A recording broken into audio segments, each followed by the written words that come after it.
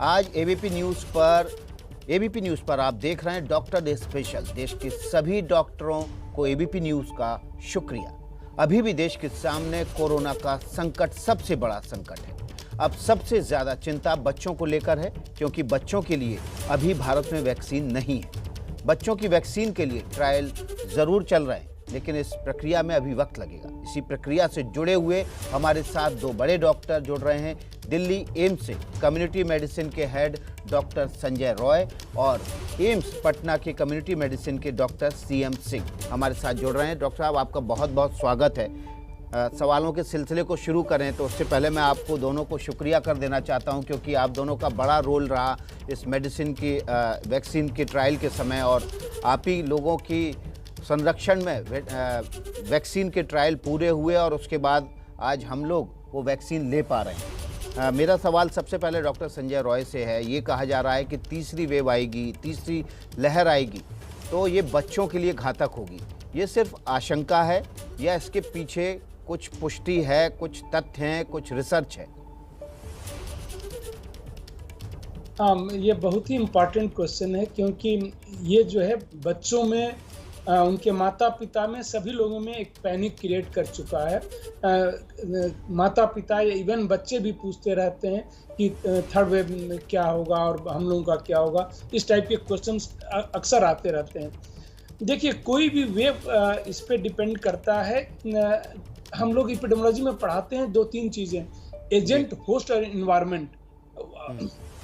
यह एमबीबीएस से ही पढ़ाते रहते हैं कि कोई भी डिजीज जो पर्सन टू पर्सन फैल रही है वो इन्हीं चीज़ों पे, इन तीनों पे ही निर्भर करती है। और हमारे सारे जो भी एक्शन होते हैं जो कंट्रोल करने के, जो भी हम अभी कर रहे हैं, चाहे वो 2 गज की दूरी और ये इन्हीं तीनों के इर्द गिर्द रहता है।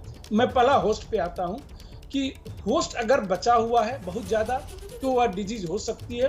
कहने का होस्ट बचना होने का मतलब ये है कि जिनको इन्फेक्शन हो सकता है। जो एविडेंसेस हमारे पास हैं कि बच्चे भी उतने ही इन्फेक्ट हुए हैं जितने बड़े इन्फेक्ट हुए हैं। चाहे आप, वो सबसे बढ़िया हम पता करते हैं सीरो सर्वे से। जो भी सीरो सर्वे हिंदुस्तान के अंदर हुए हैं, आईसीएमआर ने किया है 3 सीरो सर्वे, दिल्ली के हुए हैं, मुंबई के हुए हैं सीरो सर्वे, वो सारे बताते हैं कि बच्चे भी उतने ही इन्फेक्ट हुए हैं जितने बड़े हुए हैं। हाँ, बच्चों में चूंकि डिजीज बहुत ही माइल्ड है, और अच्छी बात है कि माइल्ड डिजीज है, उनमें सीवियरिटी नहीं होती है, इसलिए शायद हमें एक परसेप्शन हो जाता है कि यह जो है बच्चों में अभी इन्फेक्शन नहीं हुआ है, जबकि बच्चों में इन्फेक्शन हो गया है। तो अगर कोई भी थर्ड वेव या फोर्थ वेव या 25th वेव अगर आने वाली होगी तो वह इसी पे निर्भर करेगा कि अगर बच्चे इन्फेक्ट नहीं हुए हैं तो उन्हीं को ज्यादा करेगा। लेकिन ऐसा जो भी एविडेंसेस है वो ये सजेस्ट करता है कि सभी लोग बराबर इन्फेक्ट हुए हैं, तो सिर्फ बच्चों को इन्फेक्ट नहीं करेगा कोई भी।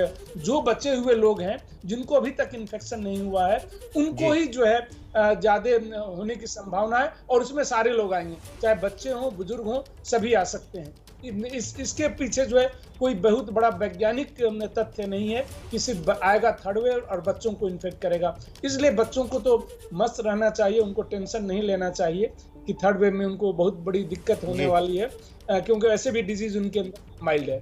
जी हाँ जी। तो डॉक्टर संजय रॉय जो कि मेडिसिन एम्स में हेड हैं कम्युनिटी मेडिसिन के, और इनके अंडर में अभी भी बच्चों की ट्रायल चल रहे हैं, और बड़े लोगों के जो वैक्सीन है उसकी ट्रायल इन्हीं के अंडर में कंप्लीट हुई है। और ये बड़ी राहत की आपने खबर दी है कि जो आशंका है कि तीसरी वेव आएगी तो बच्चों को ज़्यादा प्रभावित करेगी, वो उसमें कोई भी तथ्य नहीं है, लेकिन ऐसा माना जा रहा है। हमारे साथ doctor CM Singh community medicine AIIMS Patna के प्रमुख जुड़े हुए हैं, उनका रुख कर लेते हैं। डॉक्टर साहब, आपके अंडर में भी ट्रायल चल रहा है बच्चों की वैक्सीन को लेकर, ये वैक्सीन कब तक आ जाएगी? देखिए, वैक्सीन का ट्रायल अभी शुरू हुआ है। उसमें से हम लोगों ने 12 से 18 और 6 से 12 साल के बच्चों को फर्स्ट डोज दे दिया है, जितनों को देना चाहिए था। 2 से 6 साल के बच्चों को हम फर्स्ट डोज दे रहे हैं, और जैसा कि आप जानते हैं एडल्ट के केस में था, उसी तरह बच्चों में भी फर्स्ट डोज के 28 दिन बाद हम सेकेंड डोज देते हैं, और सेकेंड डोज देने के बाद फिर 56 दिन पे उनका हम एंटीबॉडी टेस्ट करेंगे। उस समय हमें पता लगेगा कि सीरो कन्वर्जन कितना हो रहा है। वैसे तो हम 28 दिन पे भी करेंगे और 56 पे करेंगे, और उसके बाद हम लोग 118 दिन पे करेंगे, और इस तरह से सर्वे आगे चलता रहेगा। अगर सफिशिएंट एविडेंस मिलता है कि ये वैक्सीन बच्चों में सीरो कन्वर्जन अच्छा है, तो डेटा DCGI को सबमिट करते रहते हैं हम लोग, और उसके बाद अगर DCGI को लगता है कि सेफ़ है और सीरो कन्वर्जन डेवलप हो रहा है प्रोडक्टिव लेवल का, तो परमिशन इसकी मिल सकती है। तो सब मिला के बोलें कि 3 से 4 महीने के बीच में अप्रूवल मिल सकता है, लेकिन ये बहुत सारी चीज़ों पे डिपेंड करता है, इसलिए कुछ पक्के तौर पे कहना कि कब मिलेगा बड़ा मुश्किल है। जी, तो 3 से 4 महीने लग जाएंगे, लेकिन एक बड़ा सवाल डॉक्टर संजय रॉय ये है कि इन 3 से 4 महीनों के बीच हमने देखा कि लोग बेहताशा बाज़ारों में निकल रहे हैं, सोशल डिस्टेंसिंग है नहीं, मास्क का इस्तेमाल भी धीरे धीरे कम होता जा रहा है। ये 3 से 4 महीने बहुत ज़्यादा इम्पॉर्टेंट है। अगर लोग इसी तरह निकले तो ये तीसरी वेव जो है वो बच्चों की वैक्सीन आने से पहले भी आ सकती है। देखिए, अगर इन्फेक्शन नहीं हुआ है और हमारा जो वैक्सीनेशन का कार्यक्रम अगर ज़्यादातर लोगों तक नहीं पहुंच सकता है, तो कभी भी वेव आ सकती है। अगर ससेप्टेबल पॉपुलेशन है, ससेप्टेबल पॉपुलेशन मतलब जिनको इन्फेक्शन हो सकता है। देखिए, इन्फेक्शन जो होने की दर कम होगी, वह जो है अगर ससेप्टेबल पॉपुलेशन जिनको नेचुरल इन्फेक्शन एक बार हो चुका है, या वैक्सीन जिनको हम लगा रहे हैं, वैक्सीन लगाने के बाद भी थोड़ा सा इन्फेक्शन होने की दर कम हो जाती है। जो वैक्सीन का जो सबसे ग्रेट एडवांटेज है हमारे पास कि सीवियरिटी कम करता है, डेथ कम करता है। उतना जो है इन्फेक्शन को रोकने में वैक्सीन भले ही कारगर ना हो, लेकिन सीवियरिटी और डेथ, और अगर सीवियरिटी और डेथ कम हो जाती है तो हमारा पर्पस सॉल्व हो जाता है। क्योंकि अगर माइल्ड डिजीज किसी को होती है इन्फेक्शन होने के बाद, तो हमें उसकी चिंता नहीं होती है, जैसे जस्ट लाइक कॉमन कोल्ड अगर हो रहा है तो। लेकिन अगर सीवियरिटी जो है सबसे ज्यादा और डेथ जो है, हमारा जो पहला लक्ष्य था वह वैक्सीन पूरा कर रहा है। इसलिए लोगों को अभी तो कोविड एप्रोप्रिएट बिहेवियर अपनाना ही पड़ेगा, और इसके साथ साथ जो है हमें ये भी पता लगाने की कोशिश करनी चाहिए कि कम्युनिटी में किस हद तक जो है ये इन्फेक्शन गया हुआ है। वह सीरो सर्वे से होता है, गवर्नमेंट ऑफ इंडिया ने ऑलरेडी डिसाइड किया हुआ है। और अगर हमें लगता है कि कुछ जगहों पे इन्फेक्शन रेट अच्छा हो गया है, 70-80% तक पहुंच गया है, वहाँ पे जो है हम नॉर्मलसी की तरफ हमें बढ़ना चाहिए। धीरे धीरे हमें नॉर्मलसी की तरफ बढ़ेंगे, क्योंकि हमारा पहले से ही था कि या तो वैक्सीन या नेचुरल इन्फेक्शन मिला के अगर 70-80% लोगों में हम इम्यूनिटी कर लेते हैं, तो इवन बच्चों का वैक्सीन अगर ना आए, लेकिन वहाँ पे इन्फेक्शन अगर 70-80% हो चुका है बच्चों में, तो वहाँ हम नॉर्मलसी की तरफ हमें बढ़ना चाहिए। क्योंकि वहाँ वैक्सीन देने का बहुत फायदा नहीं होगा, वैक्सीन देने का वहाँ फायदा होगा जहाँ पे इन्फेक्शन नहीं हुआ है, और वो हमें उसको टारगेट करना चाहिए। इसलिए प्रायोरिटी ये होनी चाहिए सीरो सर्वे करके हमें जो है पता करना कि कहाँ पे हमारा फोकस अटेंशन हो, जिस पे थर्ड वेव आने की संभावना वहाँ से रहेगी।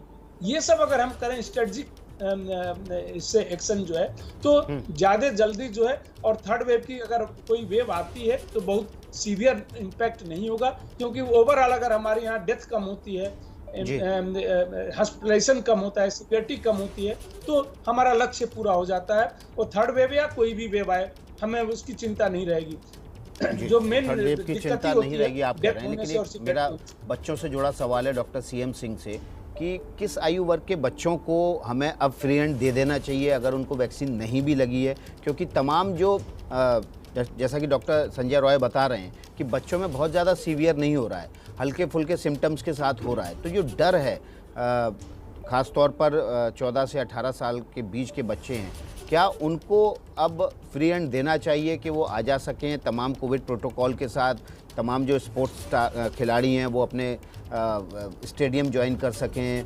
अपने स्पोर्ट्स की प्रैक्टिसेस शुरू कर सकें? देखिए, बहुत ही क्लियर कट बताया गया, जैसा प्रोफेसर संजय राय ने बताया कि जो हमारी तीसरी फेज आएगी वो डिपेंड करता है कि हमारी ससेप्टेबल पॉपुलेशन कितनी है। तो ससेप्टेबल पॉपुलेशन जो डिफरेंट सीरो सर्वे बता रहे हैं कि 25 से 30% की या 40% तक पॉपुलेशन ससेप्टेबल है, ससेप्टेबल का मतलब वो लोग हुए जिनको या तो नेचुरल इन्फेक्शन नहीं हुआ या अभी तक वैक्सीन नहीं पड़ी।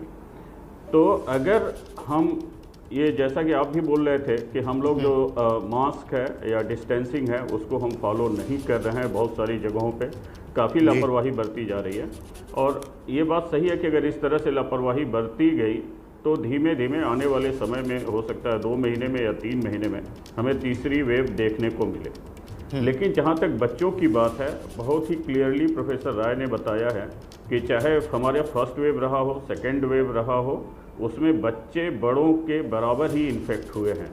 और ये सौभाग्य की बात है कि बच्चों में या तो सिम्टम नहीं होता है या अगर होता है तो माइल्ड होता है। तो अगर थर्ड वेव भी आती है तो सिमिलर सिचुएशन होगी, या तो सिम्टम नहीं होगा या माइल्ड सिम्टम होगा। इसलिए हमें पैनिक करने की ज़रूरत नहीं है, बिल्कुल हमें नॉर्मलसी की तरफ आना चाहिए। और नॉर्मलसी की तरफ आते समय हम ये ज़रूर ध्यान रखें कि हम मास्क पहनें और जो कोविड अप्रोप्रिएट बिहेवियर है उसको हम फॉलो करते रहें, और वैक्सीन जितना जल्दी हो सके उतना जल्दी हम जाके लें। जी, तो वैक्सीन बहुत जल्दी लेना है बड़े लोगों को, और बच्चों के लिए ज़्यादा परेशान होने की ज़रूरत नहीं है। लेकिन डॉक्टर संजय रॉय, आपके पास डेटा आता है पूरे देश भर का और एम्स का भी, बच्चों में अगर कोई सीवियरिटी केस हुआ है तो उसकी वजह क्या रही? देखिए, यूजुअली बच्चों में माइल्ड है, पूरी हिंदुस्तान में नहीं पूरी दुनिया में का डेटा अगर हम देखें तो बच्चों में यह डिजीज लार्जली माइल्ड है। बड़ों में भी मेजॉरिटी में माइल्ड है, बट कुछ लोगों में सीवियरिटी होती है और डेथ हो जाती है। बच्चों में बहुत है। अगर हिंदुस्तान का डेटा आप देखें तो 20%, करीब 40% बच्चे जो है 20 साल से कम के हैं, जबकि जो ओवरऑल अगर डेथ की अगर आप देखें तो 2% कंट्रीब्यूशन उसका है। अगर बराबर डेथ होती तो 40% जो बच्चे भी उसमें कंट्रीब्यूट करते, बट लेस देन 2% जो है 20 साल से कम के बच्चे, तो इसलिए रेयर है। और कई बार कोइंसिडेंटली होता है बच्चों में जो है। अगर हम देखें तो भूखमरी से करीब रोज जो है इस देश में 2200 बच्चों के आसपास जो है सिर्फ माल न्यूट्रिशन से डेथ होती है। बहुत सी बड़ी बड़ी समस्या है बच्चों के लिए। रियली हमारे पास जो है कई प्रॉब्लम्स है जिनमें डेथ और मॉर्बिडिटी भी ज़्यादा है, मॉर्टेलिटी भी ज़्यादा है।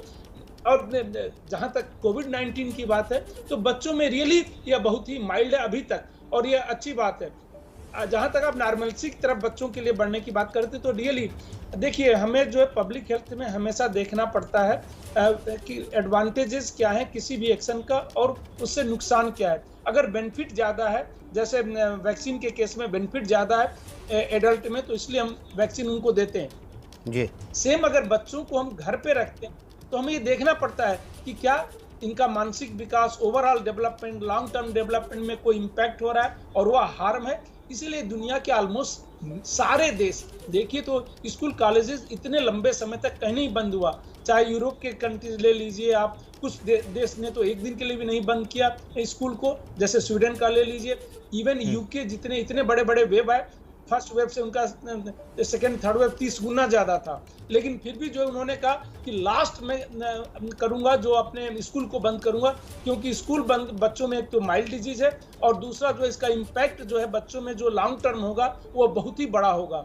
तो हमें भी जो है इस दिशा में अपने एविडेंस जनरेट करते हुए, सारे प्रिकॉशन लेते हुए जो है नॉर्मलसी की तरफ, स्पेशली स्कूल कॉलेज के लिए नॉर्मलसी की तरफ बढ़ना चाहिए। और there are various way, school में भी खुला रखें, कम बच्चों को रखें, तो बहुत ही वेज हैं जिससे हम जो इन्फेक्शन पे कंट्रोल कर सकते हैं। कोविड अप्रोप्रिएट बिहेवियर जो है, एयर कंडीशनिंग न चलाएं, अल्टरनेट डे बच्चों को बुलाएं। So there are various way, already guidelines है, दुनिया की कई देशों में गाइडलाइंस है। इसलिए बच्चों की तरफ से जो है हमें धीरे धीरे शुरू करते रहना पड़ेगा और हमें नॉर्मलसी और इसकी तरफ बढ़ते हुए थोड़ा सामंजस्य स्थापित करना पड़ेगा कि जैसे प्रधानमंत्री जी ने कहा था कि जान है जहान है, तो हमें दोनों में सामंजस्य स्थापित करना पड़ेगा। बिल्कुल, दोनों में सामंजस्य स्थापित करना पड़ेगा। हम डॉक्टर सीएम सिंह का रुख कर लेते हैं। डॉक्टर सीएम सिंह, एक बड़ा सवाल ये है कि जिस तरह से बड़ों के बीच वैक्सीन को लेकर भ्रम फैला था, उसी तरह का भ्रम बच्चों को जब वैक्सीन उपलब्ध हो तब ना फैले, उसके लिए क्या अभी से प्रयास करना शुरू कर देना बहुत ज़रूरी है, क्योंकि माता पिता बच्चों को लेकर बहुत ज़्यादा संवेदनशील होते हैं और छोटी सी अफवाह, छोटा सा डर, छोटा सा भ्रम बहुत बड़ी आफत पैदा कर सकता है। जी बिल्कुल, पब्लिक को हमें अवेयर और सेंसिटाइज तो करना शुरू ही कर देना चाहिए। और बेसिकली ये अच्छी बात है कि बड़ों में वैक्सीन पहले अवेलेबल है और बड़े ऑलरेडी ले रहे हैं और वो देख रहे हैं कि वैक्सीन सुरक्षित है, उसके साइड इफ़ेक्ट नहीं के बराबर हैं। कुछ केसेस में बस कुछ माइल्ड साइड इफ़ेक्ट हो रहे हैं।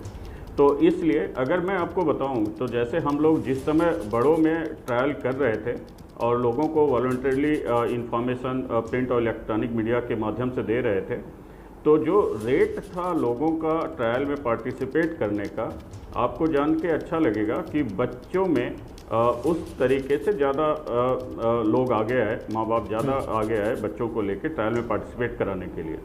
तो ये शो करता है कि माँ और बाप जो फादर हैं वो अब कंसर्न है बच्चों को लेके और वो जानते हैं कि वैक्सीन सुरक्षित है।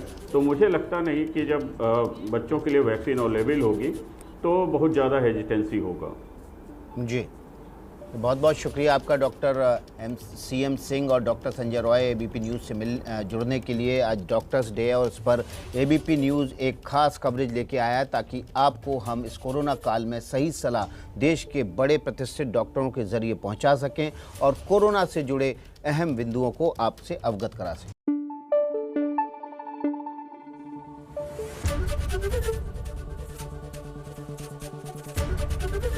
ABP न्यूज़ आपको रखे आगे।